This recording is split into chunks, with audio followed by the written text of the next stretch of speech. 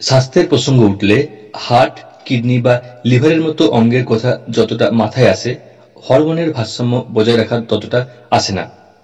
আসলে অনেকেই জানেন না মুখ্য অঙ্গগুলিকে ভালো এবং সতেজ রাখতে হরমোনের প্রভাব কতটা গুরুত্বপূর্ণ। দেহে হরমোনের ভারসাম্য বিগড়ে গেলে যাবতীয় জৈবিক প্রক্রিয়ায় তার প্রভাব পড়ে, দেখা দেয় বিভিন্ন ধরনের রোগ। অথচ রোজকার জীবনে আমরা এমন অনেক কিছুই খাই যা শরীরে হরমোনের ভারসাম্য নষ্ট করে। সয়াবিন তেল এবং প্রক্রিয়াজাত সয়া পণ্য। সয়াবিন খাওয়ার চল সম্প্রতি খুব বেড়েছে। বিশেষ করে যারা নিরামিষ খাবার খান তাদের অত্যন্ত প্রিয় এই খাবার।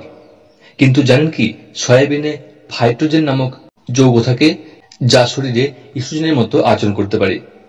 অতিরিক্ত পরিমাণে সয়াবিন তেল বা প্রক্রিয়াজাত সয়া পণ্য গ্রহণ করলে শরীরে ইস্ট্রোজেন এবং অন্যান্য হরমোনের ভারসাম্য বিঘ্নিত হতে পারে। উচ্চ ফ্রুক্টোজযুক্ত খাবার ও পানীয়। এই মিষ্টি জাতীয় উপাদানটি ইনসুলিন রেজিস্ট্যান্সের ঝুঁকি বাড়াতে পারে, যা শরীরের গ্লুকোজ নিয়ন্ত্রণ এবং অন্যান্য হরমোনের ভারসাম্যকে প্রভাবিত করে। সাধারণত কোমল পানীয়, প্রক্রিয়াজাত স্ন্যাক্স এবং মিষ্টি জাতীয় খাবারে পাওয়া যায় মারাত্মক পরিমাণে ফ্রুক্টোজ। লাল মাংস। এতে উচ্চমাত্রায় ভিটামিন এ থাকে। অতিরিক্ত ভিটামিন এ গ্রহণ থাইরয়েড হরমোনের কার্যকারিতায় বাধা সৃষ্টি করতে পারে এবং হরমোনের ভারসাম্য নষ্ট করতে পারে। কৃত্রিম মিষ্টি।